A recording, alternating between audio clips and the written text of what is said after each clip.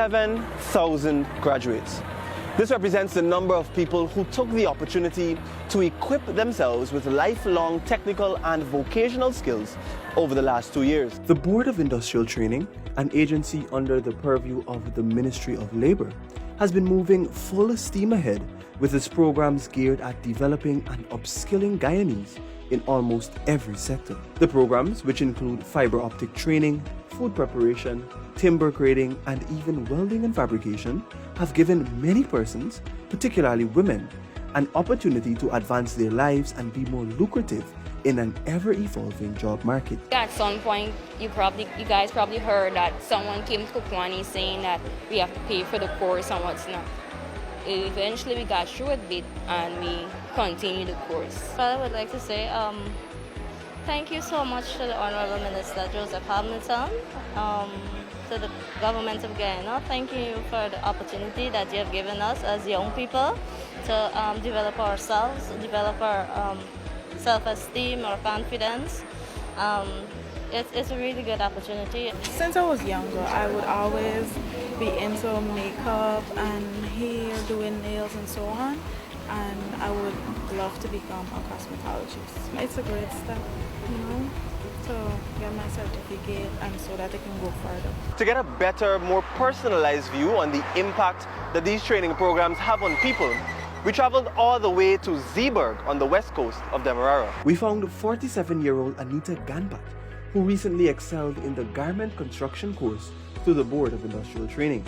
Growing up in the country, Ganpat pointed out that life was very difficult for her family. My childhood life growing up, we are 8 siblings and me is the last one.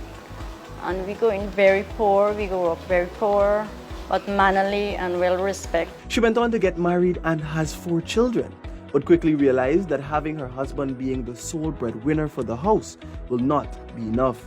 This forced her to begin domestic work. At that time, the cost of living is very hard, right? And income is very small. So at that time we have a little struggle in life. So I decided not to my children to be struggle like that too. It's very hard for my husband alone to work, so I decided to go to work. Whilst working, she met a friend who encouraged her to join a private class to learn more about sewing. Anita completed the class and stayed to work with the teacher, who she calls Miss Sherry, for a number of years. However, her passion and drive to improve her designing skills increased tremendously, prompting her to investigate other educational opportunities. She then discovered the BIT program. Upon completion of the course, Anita said the powerful words of Minister of Labor Joseph Hamilton during her graduation ceremony moved her. So when I finished the class and I go to the graduation and the minister gave a good speech, a very good speech, encourage all the students and all the teachers and everything that to stand on your own feet, be your own businessman, earn your own money and be somebody for yourself that your husband or no one can take advantage because you earn your own money. And I go home and sit and think about it 3 days. And after that I call Miss Sherry and say I'm not working with her anymore, I want to start my own work. Since then, Anita says work has been absolutely non-stop and she has been receiving jobs from as far as Perico on the east bank of the Essequibo River. Since I on my own feet start my own business, I never out to work. I have to work some days, whole day. We just work 5 days a week. Now we have to work 6 days a week. And sometimes we work till 8, 9 o'clock. My sister have to take taxi and go home. And we got to come very early. And me, for instance, has to work sometimes 2 o'clock in the morning, 3 o'clock, get up and start early in the morning again and work through right to just get the work done because my customers and people out there are getting the work that they're looking for and what they give us and that way we give out to them. The 48-year-old seamstress said her experience with the Board of Industrial Training, though late, was one that has propelled her to higher heights. They helped me a lot going back from the scratch. We have to cut, we had to take consideration, cut, measure, pick point of everything, cut, measure, sew by myself, do all stuff by myself.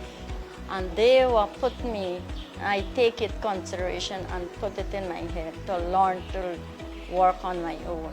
So the BTI class and government that do me a lot and a good favor, that me can be able to stand and work on my own.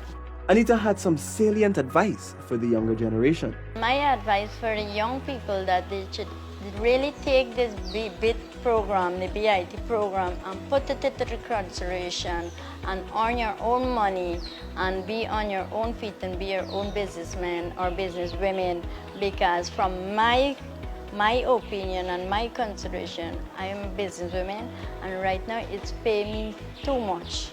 It's pay off. I want to say out to the young people out there, I think they should take the BIT program and start their own work and be on their own feet and better their life and better the family life and sibling lives, help them mother, help them father, help them generation. And when it started, they will not regret.